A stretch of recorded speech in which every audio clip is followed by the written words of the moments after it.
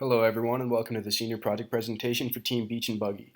My name is Griffin O'Malley. We are a team of fourth year mechanical engineers at Cal Poly San Luis Obispo. For this project, we work closely with two nonprofit organizations, Quality of Life Plus and AMP Surf. AMP Surf is an organization focused on adaptive surf therapy for those living with disabilities. Their existing process for getting users into the water was to wheel them down the beach in a beach wheelchair, then lift them out of that and onto a surfboard while in the water. This process was difficult and cumbersome and required a lot of people. We set a series of constraints for improving this process.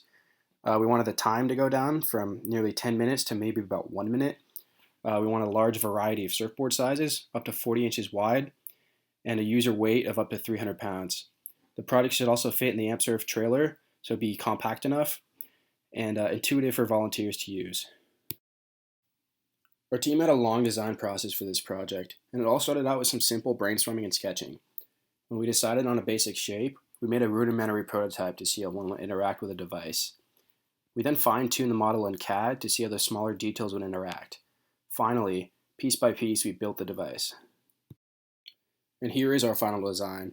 It's shown in SolidWorks for a better understanding of all the details. As you can see, it's a four-wheel chassis base with 3 upright support arms. On the support arms rests a large sling, and on the sling rests the user on the surfboard.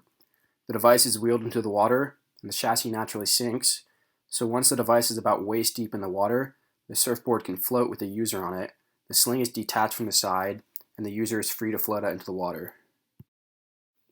I'll now talk about some critical elements of the surfboard sled.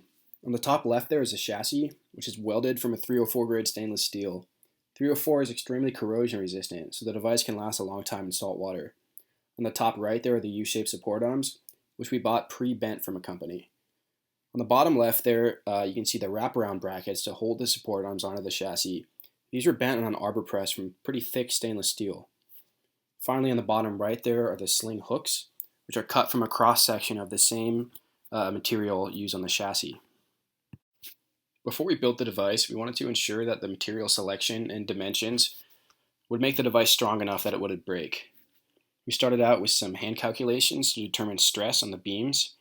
Then we did some finite element analysis in SolidWorks to find where the highest stress would be so we could redesign and refine those areas. While prototyping the device, we did a number of hands-on tests to make sure that everything behaved as expected.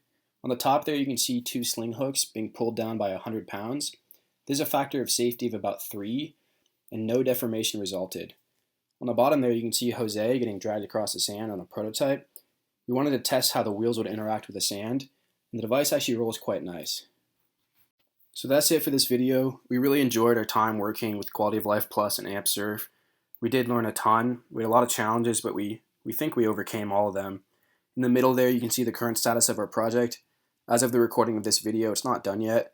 Due to a certain virus that's been really slowing us all down. But it will be done by the end of the school year, and we're really excited to hand it off to AMP Surf. It's certainly a feel-good moment for all of us. Thanks for listening.